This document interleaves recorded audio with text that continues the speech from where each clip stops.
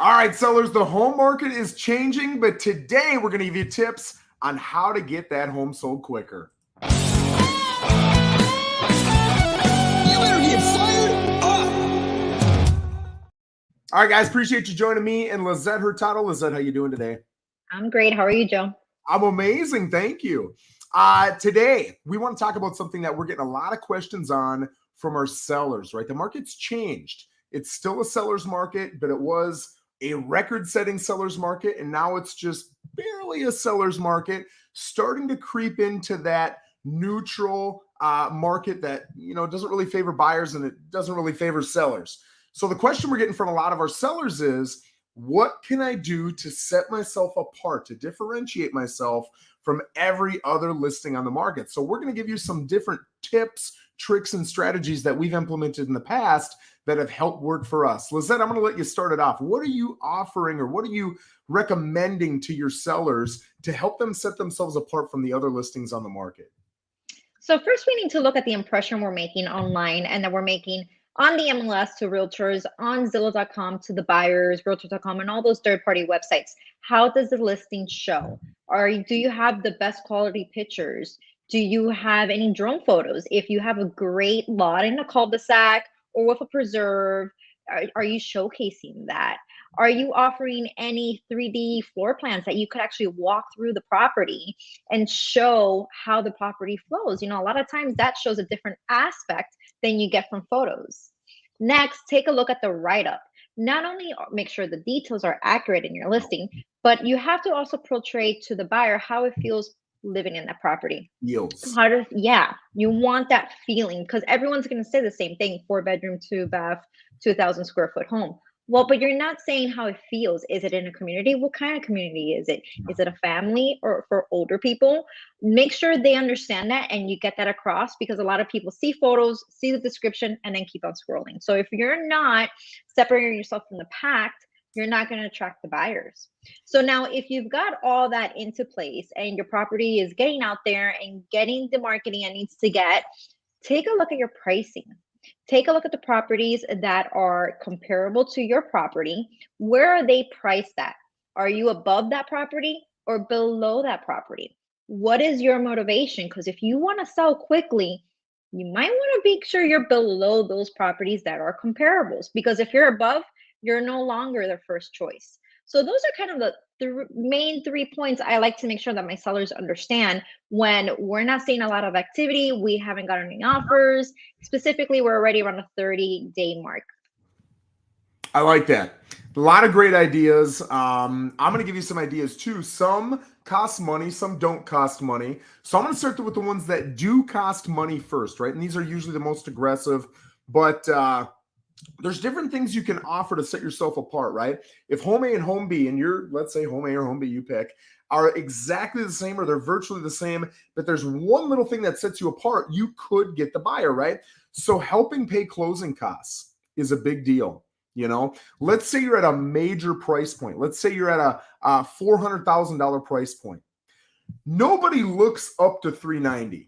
I've had a lot of buyers come to me and say, Joe, will you create an email that gives me all these listings up to X amount of dollars? Nobody's ever said $390,000 in my life. They say $350,000, $400,000, $450,000. It's major $50,000, $100,000, maybe $25,000 price points, but not $10,000 price points. Nobody's saying $360,000 or $390,000 or $410,000, right?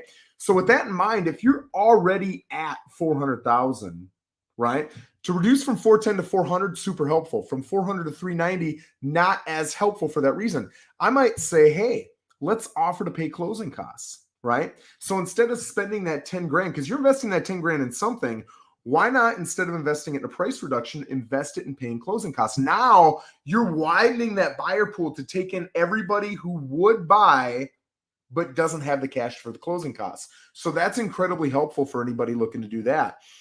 Here's another one that costs a little bit of money, but it's helpful. Rate buy downs. And when rate buy downs work? When rates are going up. Every buyer knows right now that rates are higher than they were just a few months ago. So if you're able to say, hey, I will put X amount of dollars toward buying your rate from this rate to this rate. And now if you buy my house it's going to cost you way less than it will compared to every other home for the same exact price. Man, tell me that's not marketable to a buyer, especially in a lower price range, right? So there's another one. Here's another great one. One of the big challenges or a pain in the butt when you're moving from one place to another is all of the moving costs and potential storage costs. You could offer not only to help with any of those costs, but you could also offer to help with the coordination of it.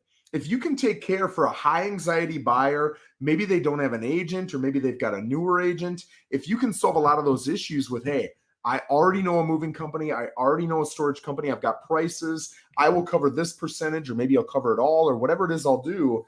Holy smokes, are you as a listing agent or a seller offering a lot of value to that buyer, right?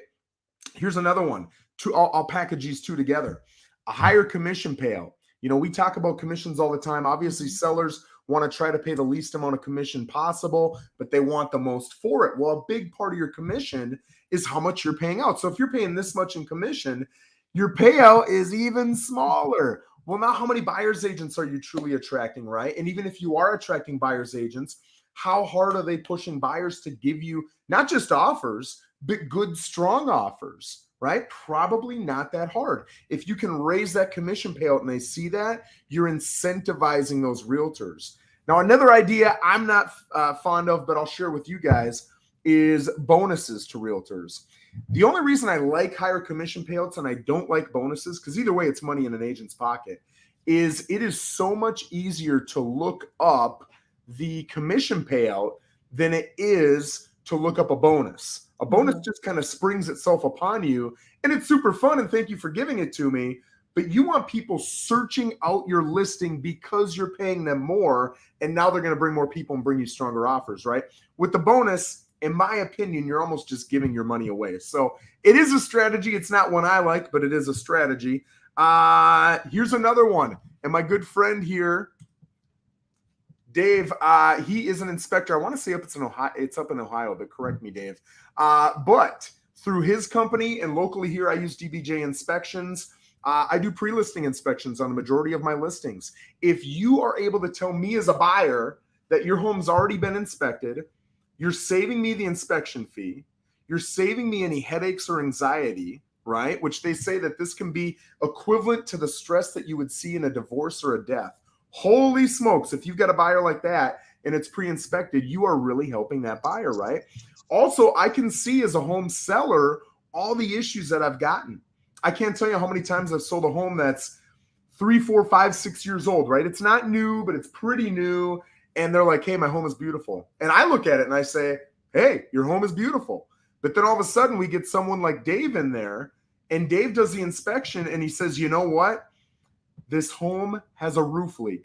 You're not going to see it for a couple months because it's up in the attic, but it's going to come down in a couple months. Holy smokes, is it helpful to get that problem taken care of before we put it on the market? And now the buyer doesn't have to worry about that thing and we don't risk losing the buyer, right? So that's another great advantage. Last one I've got here that costs you money is staging.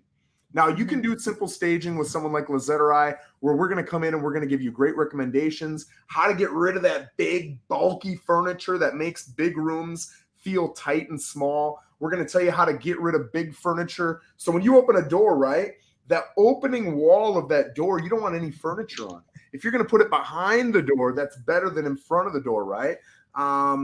Little things like paint on the walls, landscaping tips, how many things you should have on your countertops. These are things Lissette and I can help you with.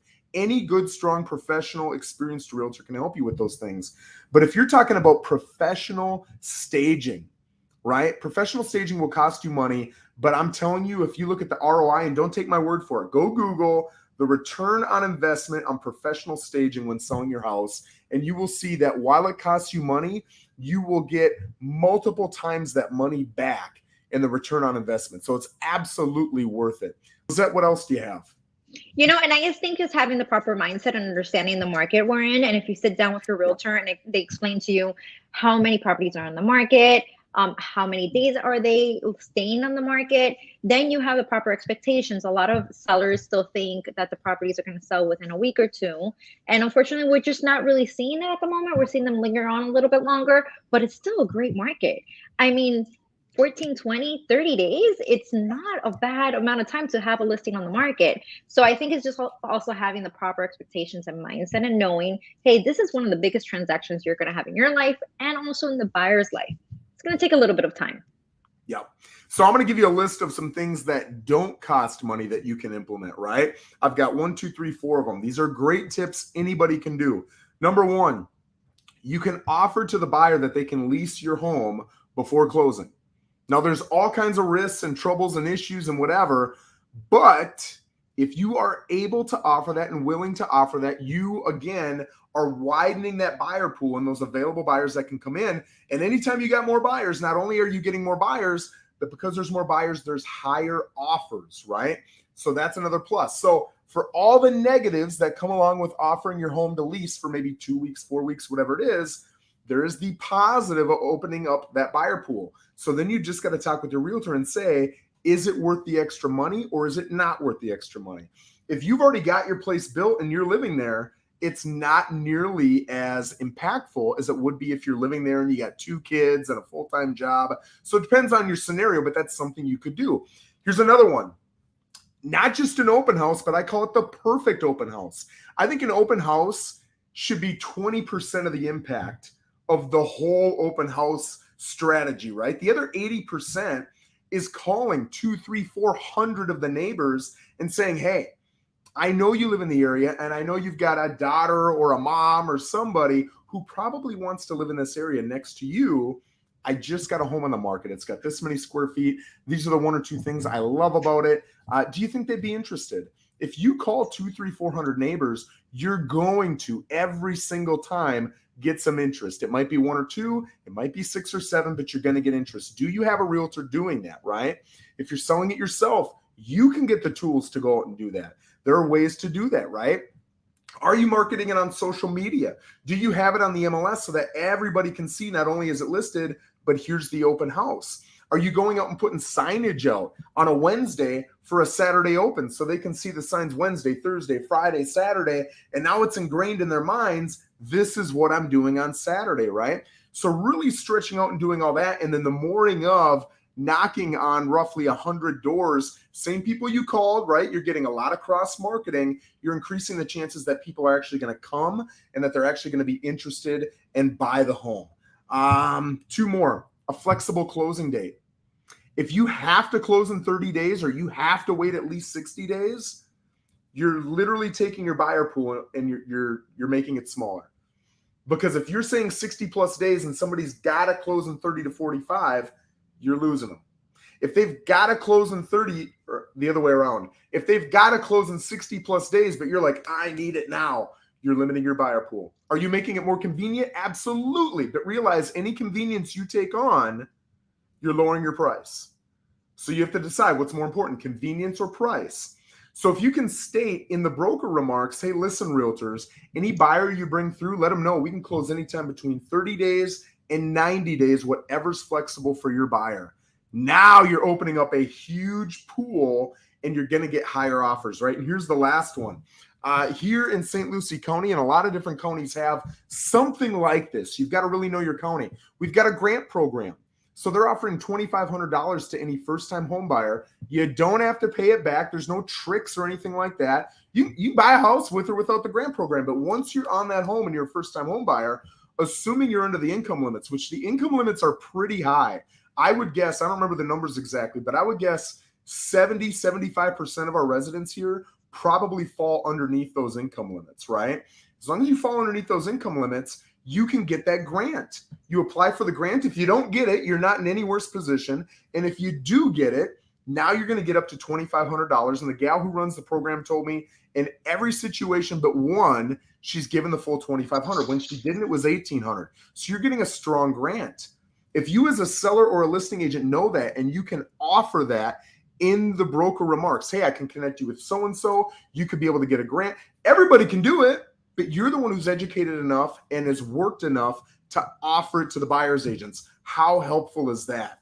Lissette, do you have any parting words or nuggets that you'd like to share with us? That was such amazing information, Joe. But yeah, it's just keeping an open mind and understanding how can I make my property different than what's on the market? Where's my competition at? What are they offering and how can I beat them out? And, just sit down with your realtor and discuss what your options are. Maybe you can offer closing cost assistance. Maybe price reduction will do. Maybe you don't want to do a price reduction, but the closing costs will do. So just figure out where's your sweet spot, and get out there and get it done. And trust me, you'll get it sold. I love that. Well, Lissette, I appreciate you coming on with me. Guys, if you've got any questions, comments, anything like that, always put them in the remarks, and Lissette or I will get back to you. If you've got any ideas for future videos, again, let us know. We can come up with topics, but if we can present to the topics that you guys want to hear, obviously that's going to be most valuable. So everybody,